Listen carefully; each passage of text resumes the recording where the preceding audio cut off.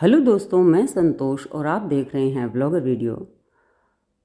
घर में सोना की शादी है और शादी का पहला न्योता हमने रणथंभौर के भगवान गणेश को भेजा।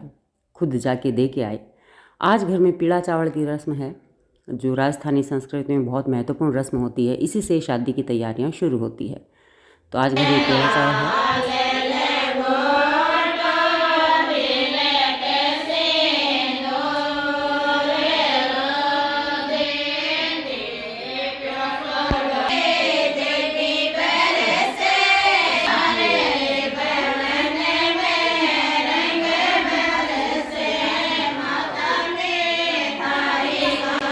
पीला चावल की रस्म में घर के सबसे बुजुर्ग जो दंपति होते हैं वो भगवान गणेश जी की वंदना करते हैं, पूजा अर्चना करते हैं और इन चावलों को पीला करते हैं।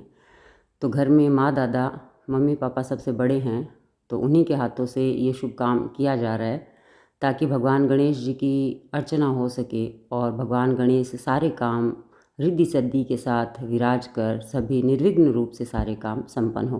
पंडित जी पूजा करवा रहे हैं और माँ दादा बहुत अच्छे से गणेश जी की अर्चना करते हुए चावलों को पीला करते हैं। सबसे पहले चावल लिए जाते हैं, उनमें घी डाला जाता है और हल्दी डाली जाती है। फिर जो भी बनड़ा या बनड़ी होते हैं उनके हाथों से उस चावल में घी और जो हल्दी है उसको मिलाया जाता है। तो इसी को कहते हैं पीला चावल करना। फिर जो भी कुंकुपत्री होगी उसके अंदर इन पीला चावलों को डालकर न्योता भेजा जाएगा। जहाँ भी कुंकुपत्री जाएगी, शादी का कार्ड जाएगा, उस शादी के कार्ड के साथ थोड़े थोड़े पीले चावल डालकर जाएंगे।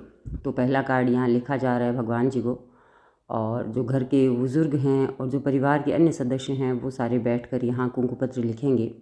कुछ देवताओं के नाम लिखेंगे, आज तो सिर्फ देवताओं के नाम लिखे जाएंगे, और उसके बाद जो हमारे जितने भी रिश्तेदार हैं उन सबको ये कुंकुपत्री भेजी जाएगी। पूरी लिस्ट बाकायदा बनाई जाएगी और लिस्ट के अनुसार सभी जो प्रसंगी होते हैं हमारे उन सबको ये जो कुंकुपत्री है वो भेजी जाएगी। कुंकुपत्री लिखने का काम घर के जो बुज़ुर्ग हैं, काका जी पापा जी, ये करेंगे, और कुंकुपत्री बांटने का काम जो घर के युवा हैं वो करेंगे। अलग अलग दिशाओं में अलग अलग गांव युवा जाएंगे और कार्ड बांट कर आएंगे।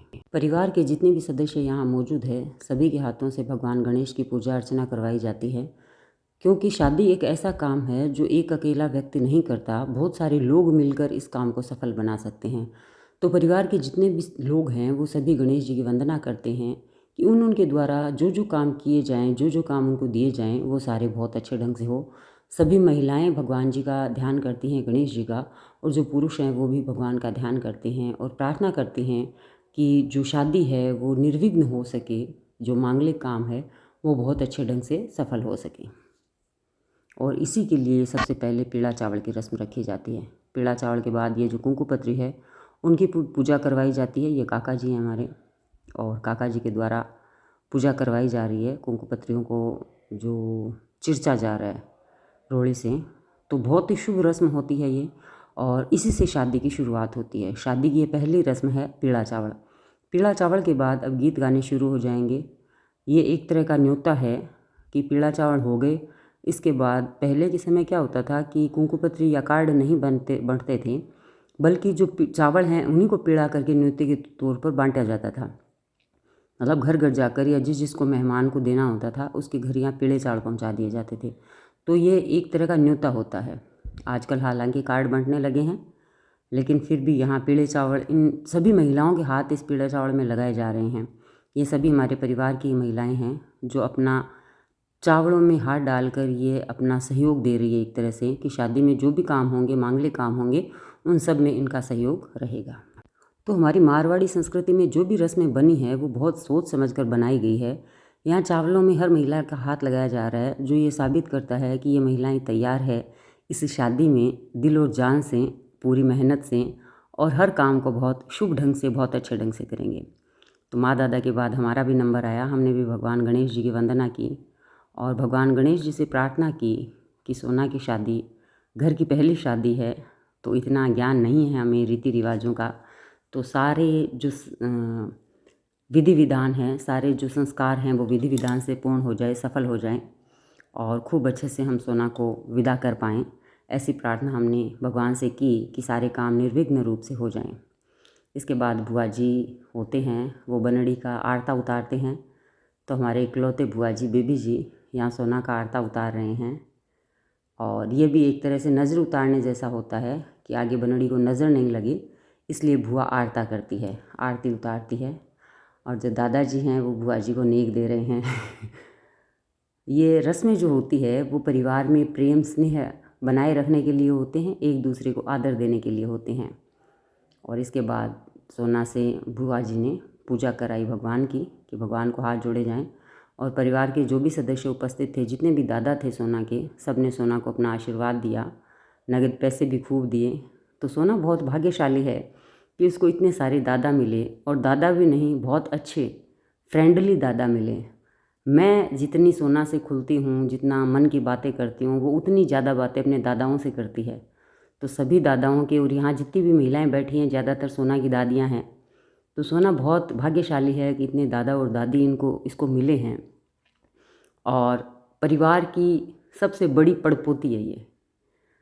तो हमारा परिवार 7 लोगों का परिवार था, हमारे परदादा जी और 7 थे, और उनमें ये सबसे बड़ी है। इसके बाद परिवार के जो और सदस्य हैं, भाई हैं, उनको भी तिलक लगाकर शुभ कार्य की शुरुआत की गई है यहाँ पर।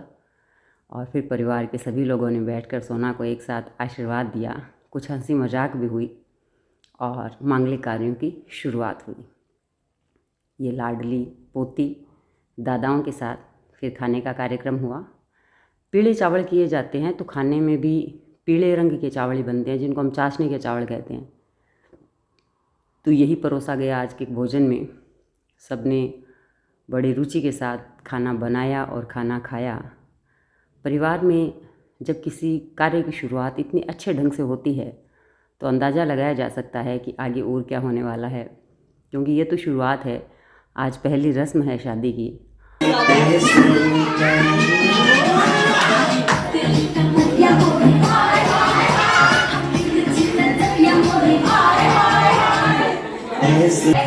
बहुत अच्छा डिश है।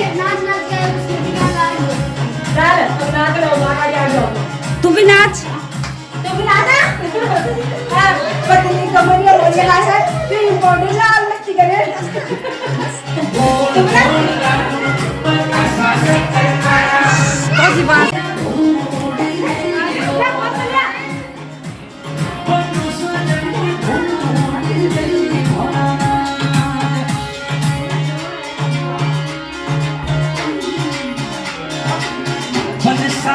दादी सा पूछे